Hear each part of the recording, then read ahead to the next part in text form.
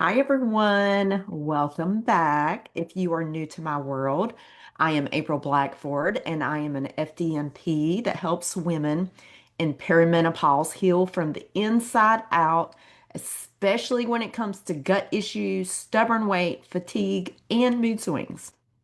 So, y'all are in the right place. Today's live is all about supplements, not the trendy kind or the more is better kind. I'm talking about the five foundational nutrients that your body actually needs to start healing. So, if you've ever said, I'm doing everything right, but I still feel exhausted, I'm taking 10 supplements, but I still feel bloated, or I keep spending money, but nothing's changing. That's what I hear very, very often. Then this is for you. So, before we jump into specific products or nutrients, there's something I want you to understand. Supplements do not fix the body. They support the body. And if your gut, liver, or nervous system isn't functioning well, even the best supplement can cause more stress. So you want to think of it like this. If your house has leaky pipes and bad wiring, adding in fancy furniture is not going to fix the foundation. So, today I'm giving you foundational supplements, the ones that fill in common gaps so that your body can do what it's designed to do, and that is heal. Now, let's just dive right in to my top five foundational supplements. Plus, I'm going to add in how to know if it's right for you.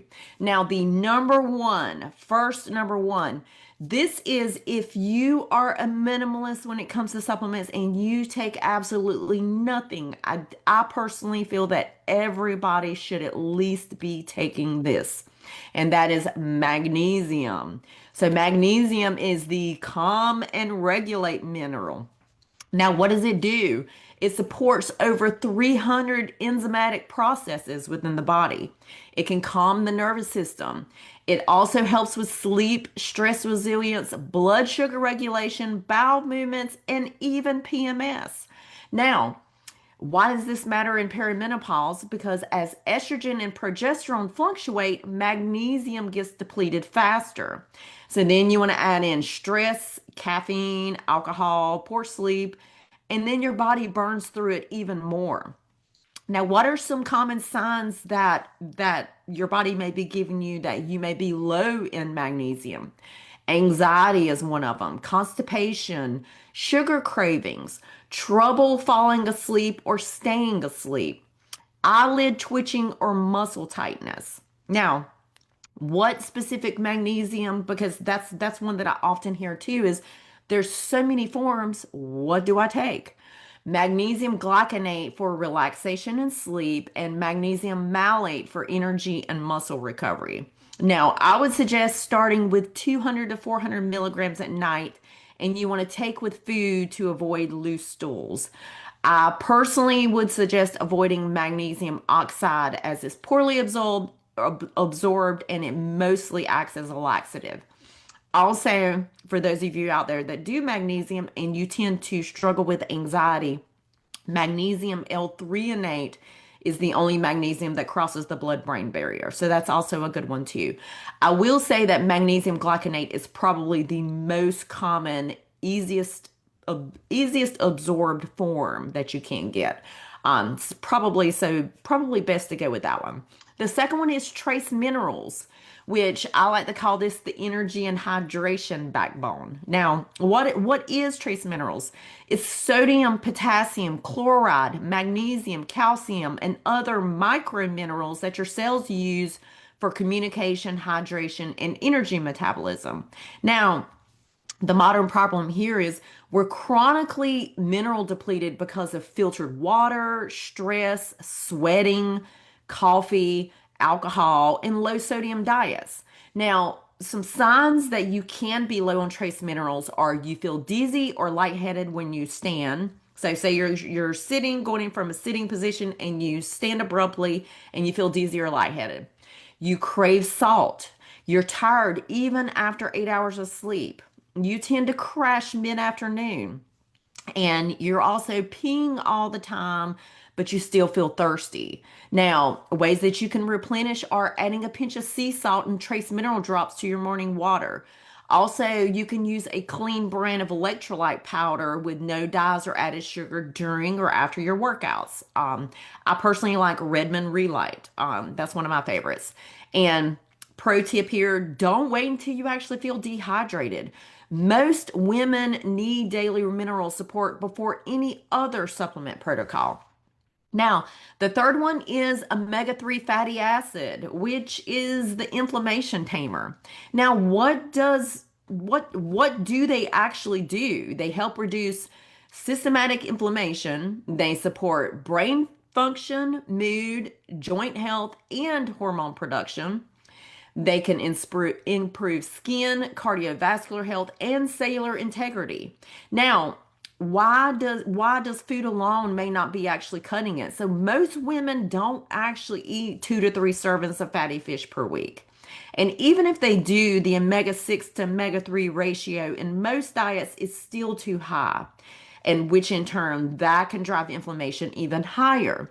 So signs that you may actually need more omega-3s in your diet: you're experiencing dry, itchy skin, brain fog, mood swings or anxiety, hormonal acne or inflammation, painful periods, or tender breasts around your cycle. Now, if you decide to incorporate this in, what do you want to take? You want to go for a high quality fish oil with at least 1,000 milligrams of combined EPA DHA. And make sure that you choose one that is third party tested for heavy metals and rancidity. So you want to ensure it's not going to go rancid. Now, how do you take it? You want to make sure that you take it with a meal that contains fat, or with morning or lunch is ideal, but make sure it's taken with a meal with fat because it's better absorbed. Now, the fourth one is B complex vitamins, which I like to call these metabolism and detox drivers. Now, what do they do for the body? They help you metabolize carbohydrates, fats, and proteins. They support methylation, detoxification, and hormone processing. And it's crucial for neurotransmitters. So you want to think energy, mood, mental clarity, all those things. Now, why does it matter now more than ever? Because during perimenopause, liver and detox demand increases a ton as hormones shift. So B vitamins, especially B6, 12, and folate, are basically like fuel for the metabolism. I cannot talk today. So signs that you may be low on B vitamins are you're experiencing brain fog, anxiety and irritability, hormone related headaches, low motivation, or you're feeling tired no matter how much you sleep.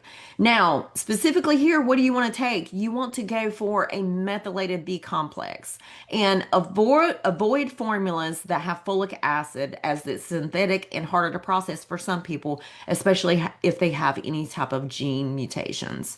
Now, how do you take it? Make sure you take it in the morning with food.